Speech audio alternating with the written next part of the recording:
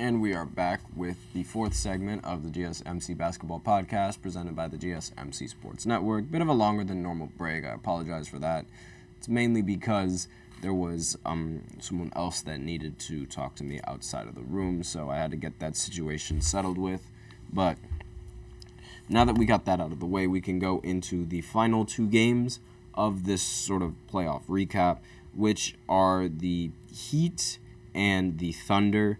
So the Heat and the Heat going up against the Celtics, that playoff series is sort of like in the same pace as the Thunder going up against the Pelicans. It was one of the last series to start in the postseason, and therefore it's going to be like probably the last series to end by the looks of it. If you're the depending on how the series is obviously like played out, because the right now the Thunder are looking to end this series as quickly as possible, and they ended up going into this game with a 2-0 lead, and they come out of New Orleans 3-0, and the final score being 85-106. And yes, the Thunder, they have a chance to close out their the Thunder have a chance to close out their series tonight against the Pelicans, since now the series is 3-0. And like I said, they won 106-85. The Thunder, their scorers were Lou Dort, 12 points, Shai Gilgeous-Alexander, 24, Jalen Williams, 21, and Chet did not really play well. He ended with 6, and that was essentially like all the scoring that was really needed coming in from the Thunder. The Pelicans, Brandon Ingram, he ended with 19 points, so they really needed more production from him. CJ McCollum ended with 16 points on 7 for 22 from the field. Obviously, this is really, really bad shooting from CJ McCollum, and if he was shooting a little bit better in this particular playoff series, then I think it would look a little bit more different than how it's been looking. And Jesus Christ, 7 for 22 from the field, that is really, really bad for that's really bad for anyone, honestly. And Brandon Ingram, he ended up, like I said, 19 points, but 7 of 14 from the field.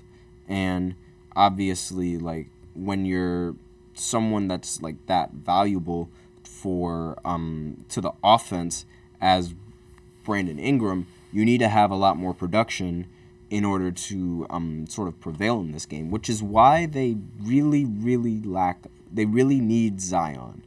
And the fact that they don't have Zion in this series proves that they literally just cannot win without Zion. And it obviously makes sense. Of course, they don't have their best player. What else do you expect from a team not having their best player? It makes sense that they're not able to win. But it's not like they don't have good enough players to be able to produce something for the team and sort of make the series last a little bit longer than 4 games. Like, Brandon Ingram and CJ McCollum, they're both really good options, and they both developed into relatively good players. And if they've just played better, they could definitely win in this series, but it's just they didn't. Now, Shai Gilgeous, he did not shoot the ball that well in this game, 8 for 20, but it didn't really matter because they ended up winning. Now, Jalen Williams, he shot 9 of 16 from the field for 21 points, 3 of 4 from 3. Very impressive. Lou Dort, 4 of 9 from the field and 4 of 8 from 3, which is 12 points. And obviously, they shot really well from the field. They shot really well from 3. They shot much better from 3 than the Pelicans. Pelicans shot 9 for 32 from 3, which is 28%. And the Thunder shot 17 of 36 from 3, which is 47%, and 48% from the field, compared to the Pelicans, who shot 38% from the field. So, obviously, this team they just played a lot better. than their opposition. And now we move on to the next game that's going to happen, which is going to be the Celtics going up against the Miami Heat.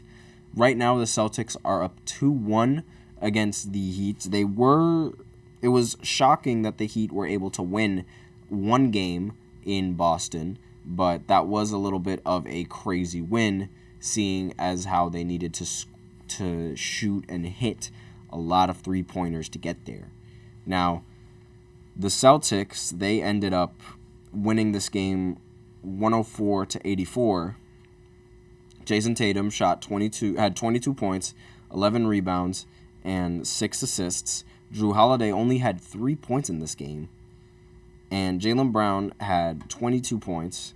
Derek White had 16. Porzingis had 18.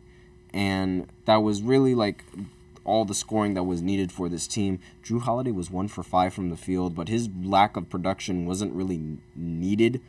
It didn't really matter for this team that he didn't really produce, because the Miami Heat, they don't have Jimmy Butler, and because they don't have Jimmy Butler, it's like they're sort of in a really bad situation now, because Jimmy is usually like the guy that keeps them in games long enough so they're able to win it in the end. And now that they don't have that, it's like they're sort of stuck in this postseason. And they were able to win one game, but I think that was sort of fluky. Now, Bam ended the game with 20 points. Nikola Jovic ended the game with 15. And Jamie Jaquez Jr. ended the game with 12. Tyler Hero ended with 15. And Caleb Martin ended the game with 5. And obviously, that's not enough. That's not good enough scoring if you're the Miami Heat.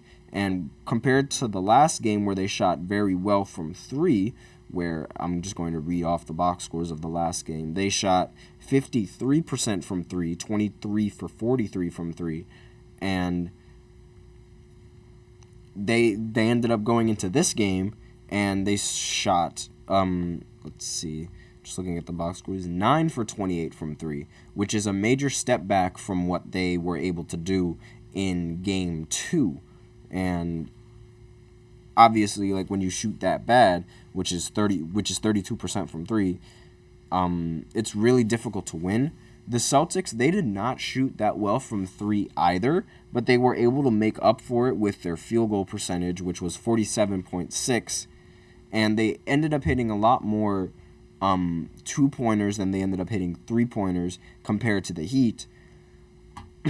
Because the Miami Heat, the Celtics, they made more threes than the Heat, like, compared to the Heat made 9, the Celtics made 11, but the Celtics, they shot a little bit worse compared to the Miami Heat, because they shot the ball way more. They had more possessions than the Heat, and because of that, it played into the field goal percentage, despite the fact that the Celtics ended up hitting more threes than the Miami Heat. And I've said previously that when you hit more threes than another team, it's a little bit more difficult to beat.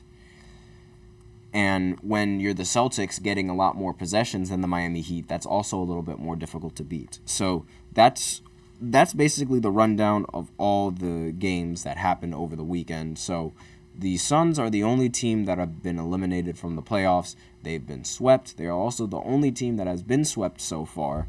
And now we look into the next round we look into the next round for the Timberwolves to see who they play. And we still have a few more games in the first round to see who keeps advancing. So the Lakers are going to play the Nuggets tonight at 10. We're going to see if the Lakers can keep their season alive and maybe force a Game 6 after playing this Game 5. We'll see again. I'm not entirely sure.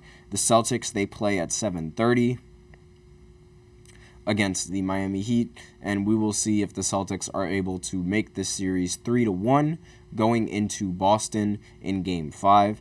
And then for the Thunder, we look to see if they can close out this series in 4 games, making it the second sweep of the postseason.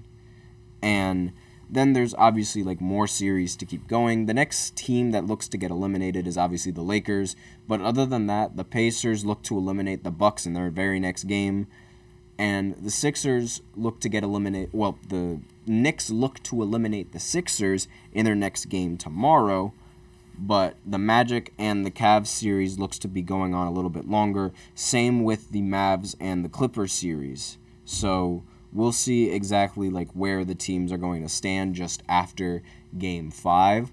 But that's basically the update on all the playoffs and all the scenarios that have been going on. And that's basically it for the show. Thank you so much for tuning into the GSMC Basketball Podcast presented by the GSMC Sports Network. Your support means a lot to us, so please remember to subscribe to the show, leave a positive review. It really does make a difference. We also invite you to follow us on Facebook, Twitter, TikTok, and Instagram for more content and updates. And we also would like to remind you to please use the link in the description to get your comments recognized, as well as, it's the same link as displayed below the ticker on every show segment. It is gsmcpodcast.net. Really helps the show, makes the show much more interactive between myself and you guys. And once again, that is the end of the show segment. Thank you all once again. I am your host, Nelson, and as always, take care.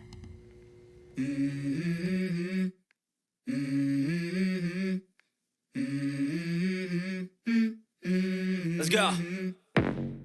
I wake up to a little bit of drool on my pillow, feel like it's gonna be a bad day. Yeah, I'm tired of shit, and the coffee ain't hit yet, damn, ain't that great.